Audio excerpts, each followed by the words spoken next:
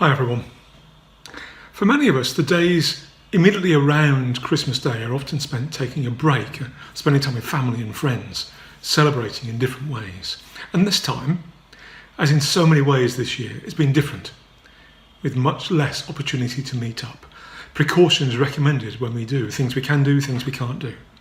But I hope you have found or you will find opportunities to catch up with people and enjoy their company, if not in person, then online. That first Christmas was centred around the birth of a baby boy. And so for the proud parents, there would have been a lot to do as they adjusted to a bigger family, caring for their helpless son, reflecting on how it had all happened. The normal things that first-time parents need to cope with. But with the additional impact of knowing that their baby was God's son. It would have been enough to keep them busy, to keep them thinking, but also to keep them wondering. In our country, when a baby is born, there are things we need to do, such as registering the birth within 42 days. So it's not something that needs to be rushed, but something that needs to happen early in the life of the baby, so that he or she is recognised as a citizen of our country. In Israel, there were things they needed to do as well, but they related much more to the people's relationship with God. The mother was seen as ritually unclean, and after a number of weeks needed to come and make an offering for purification.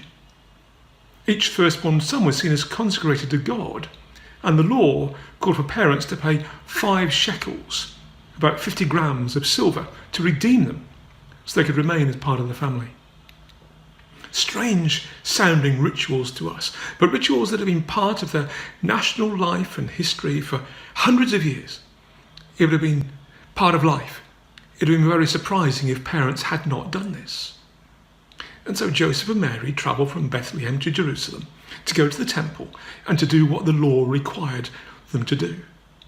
Something that would have taken place every day in the temple, something that was totally normal. And it would have been reasonable for them to expect they could just have gone along to the temple, done what they needed to do, without any fuss, without anyone particularly noticing.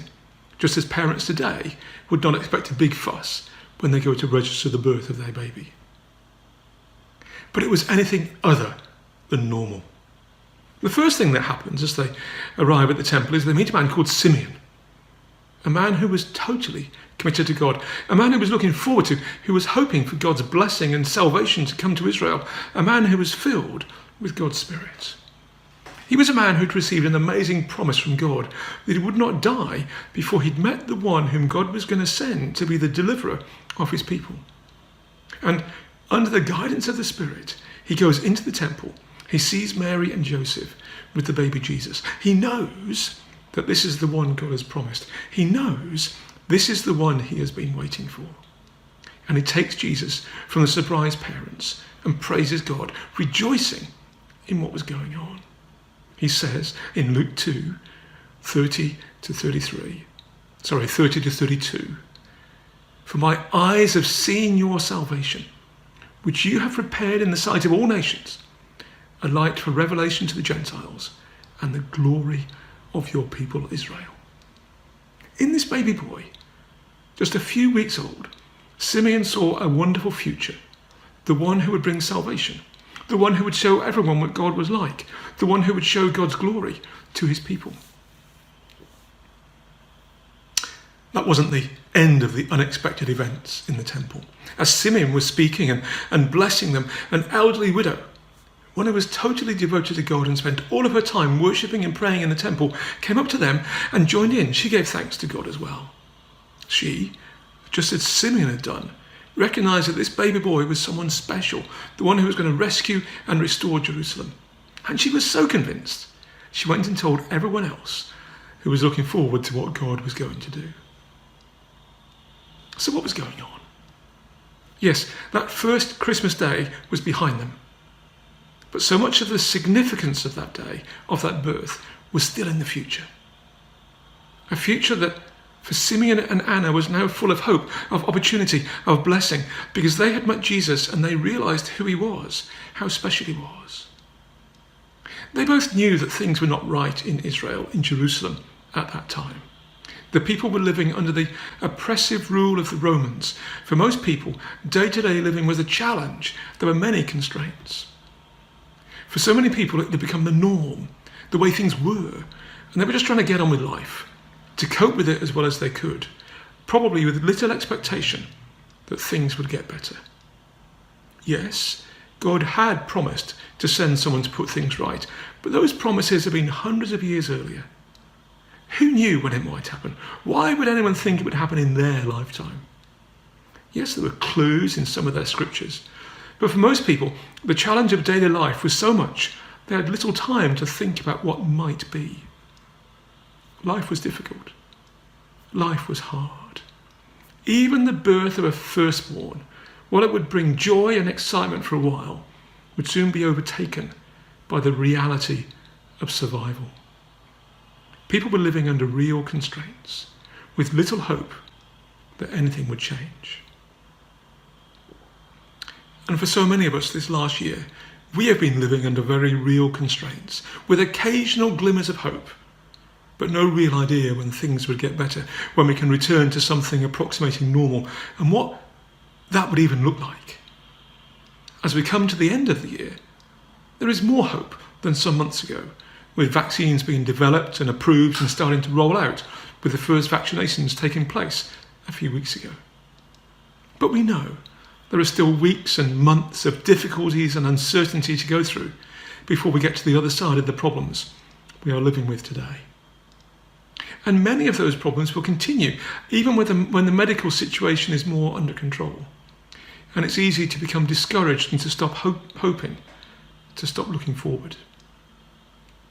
But the way that we, as people of God, can go forward into the year ahead with hope and with confidence is to recognise the deep and amazing significance of the birth of Jesus in Bethlehem, just as Simeon and Anna recognised it hundreds of years ago. This was not just another baby. But as we know, this baby was someone who was going to bring salvation, someone who was bringing God into the world, someone who was going to rescue and restore, someone who's going to restore hope, someone who's going to bring meaning back to life. And this meant for them and for us, not just looking back at and celebrating the birth, but looking forward to all the man was going to accomplish.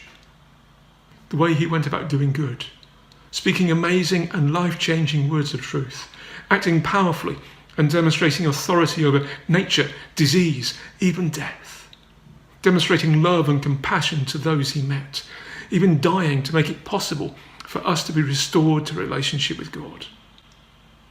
Simeon and Anna did not know all that this baby who became a man was going to do, but they could rest in total confidence that he was going to bring blessing, recovery, and hope to a people that needed it so desperately. And this message of hope is so important for us to hear today. It is a message that is so important for us to share with others. It does not mean that Jesus is going to choose to just get rid of the virus, but it does mean that he is prepared to walk alongside us as we journey into whatever the new year holds. A year that will bring many challenges, but a year into which Jesus will continue to shine his hope, his love, and his life.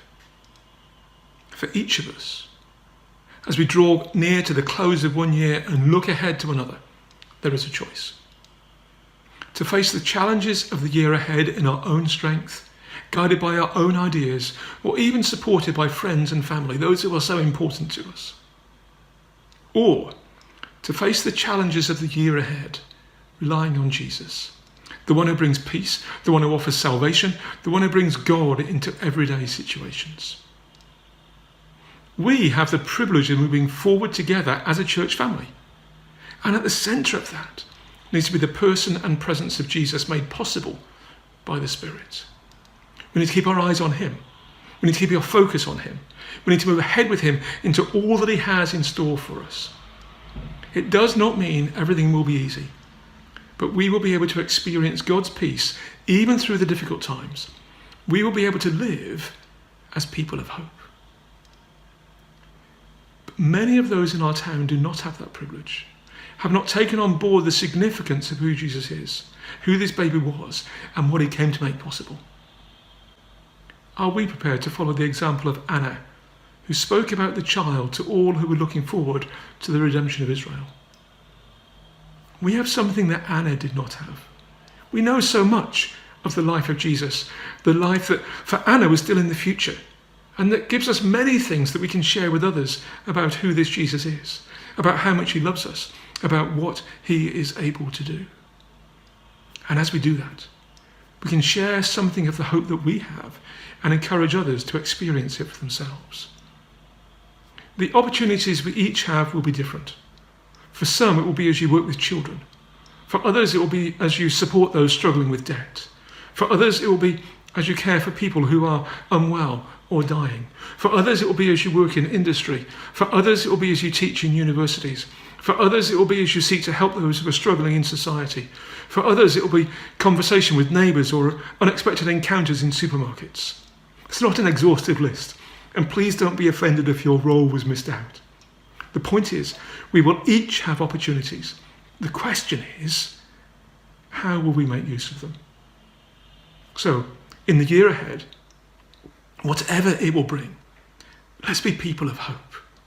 Not just hoping that the future will turn out all right, not just hoping in the vaccine, although they could make a massive difference to so many things, but pinning our hope in Jesus and moving into the year totally confident in him.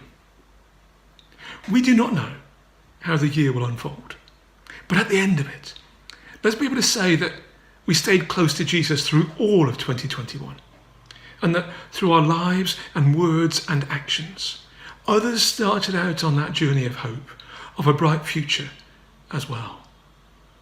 And I look forward to sharing that journey with you. Here are some questions to think about. In what way has God blessed you during 2020? What are you hoping for in 2021 because you know Jesus? And how can you share the hope with others? Let's rejoice in what God has done for us in 2020. Let's look forward in hope to what he has in store for us in 2021.